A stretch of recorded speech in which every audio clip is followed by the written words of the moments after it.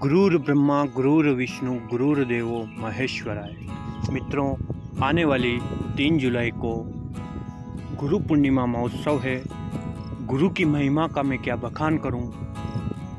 प्राचीन काल में ऐसे ऐसे गुरु हुए हैं जिन्होंने अपने शिष्यों का पालनहार उन्हें इस धरती से ही तार दिया है और उनको चारों दिशाओं में यश और तेजस्वी की प्राप्ति गुरु ने अपने शिष्यों को करवाई है।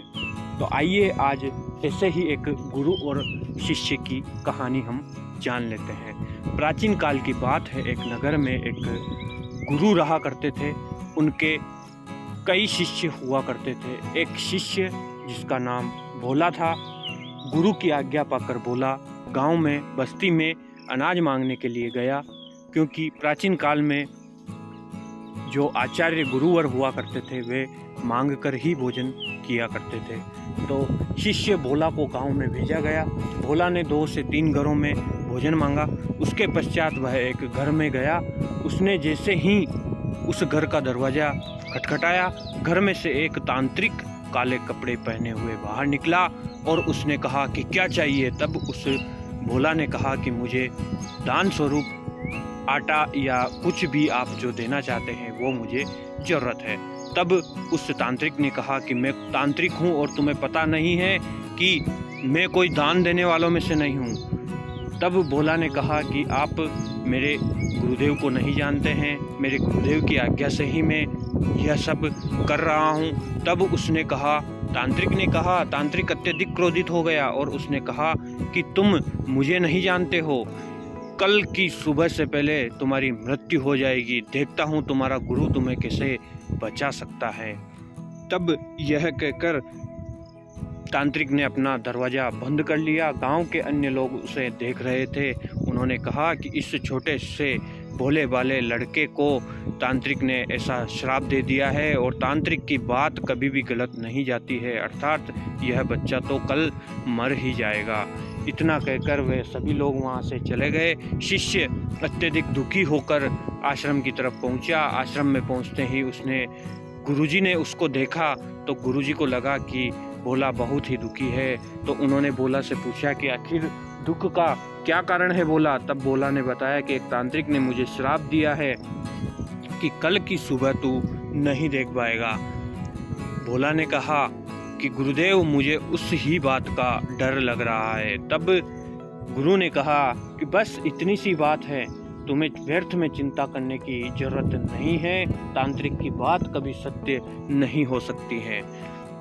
तब गुरु ने, सायंकाल हो गया था, गुरु ने कहा कि भोला भोजन कर लो। भोला ने कहा कि गुरुदेव, मेरी यह आखिरी रात है और आपको भोजन की पड़ी है, मुझे कोई भोजन नहीं करना है। तब गुरुदेव ने भोजन कर लिया और सोने की तैयारी करने लगे।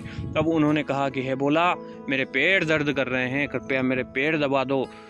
तो भोला उनके पैर दबाने लगा। जैसे ही भोला सोने की अवस्था में आया तो गुरुदेव ने कहा कि भोला, मेरे पैरों को छोड़कर कहीं नहीं जाना और सोना भी नहीं, यह आज तुम्हारी परीक्षा है। तो भोला उनके गुरुजी के पैर ही दबाते रहा। रात्रि के प्रथम प्रहर में एक द्वार बजा और द्वार पर माता लक्ष्मी प्रकट हुई और उन्होंने सोने के कई जेवरात उन्हें भोला को देने के लिए कहा और कहा, है भोला, ये जेवरात सारे तुम्हारे हैं, इनको आकर के ले जाओ। तब भोला ने कहा कि अगर आप स्वयं माता लक्ष्मी हैं तो कृपया मेरे पास आकर ही ये सारे सोने के जेवरात मुझे दीजिए।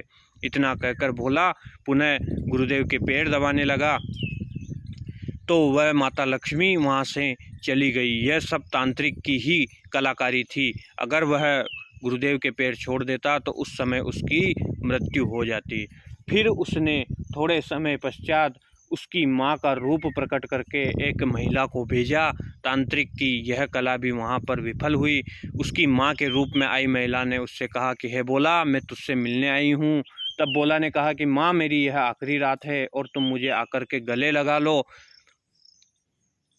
और मुझे आशीर्वाद दो। लेकिन माँ ने कहा कि भोला, तुम्हें उठकर मेरे पास आना होगा, तभी जाकर मैं तुम्हें गले लगा सकूँगी। तब भोला समझ गया कि यह भी तांत्रिक की ही कोई कलाकारी है और उसने वहाँ से उठना व्यर्थ समझा। इस तरह से रात्रि के 2 पहर बीत गए और तीसरे पहर में वह तांत्रिक स्वयं वहाँ पर यमराज के रूप में आया और उसने कहा कि हे बालक भोला, मैं तुम्हें लेने आया हूँ।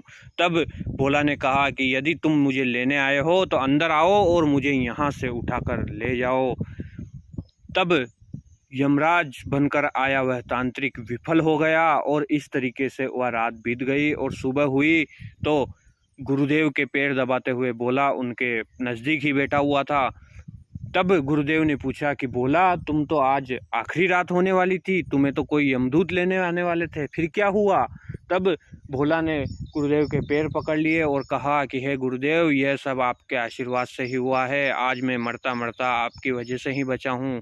इसीलिए मित्रों, कहा गया है कि गुरु से बढ़कर कुछ नहीं है, अर्थात गुरु की शरण में जाना ही सबसे बड़ा धर्म, सबसे बड़ा पुण्य का कार्य है। इसलिए मित्रों, जीवन में गुरु का होना बहुत ही ज़रूरी है। यदि आपने भी किसी को गुरु नहीं बनाया है तो आने वाली 3 जुलाई को गुरु पूर्णिमा महोत्सव है, तो आप भी अपना गुरु बनाइए और गुरु से शिक्षा दीक्षा जरूर लीजिए। वीडियो अगर पसंद आई हो तो मित्रों एवं रिश्तेदारों के साथ शेयर करना न भूलें। अभी तक चैनल को सब्सक्राइब नहीं किया है तो प्लीज़ चैनल को सब्सक्राइब करें और बेल घंटे का निशान दबाएं ताकि आपको हमारे द्वारा डाली गई वीडियो के नोटिफिकेशन सबसे पहले मिल सके। वीडियो में हमारे साथ अंत तक बने रहने के लिए आपका बहुत बहुत धन्यवाद। साधुवाद। वंदे मातरम। जय श्री राम। जय गुरुदेव। गुरुर् ब्रह्मा गुरुर्विष्णु गुरुर्देव महेश्वराय। गुरुर् साक्षात् परम ब्रह्म तस्मै श्री गुरुवे नमः।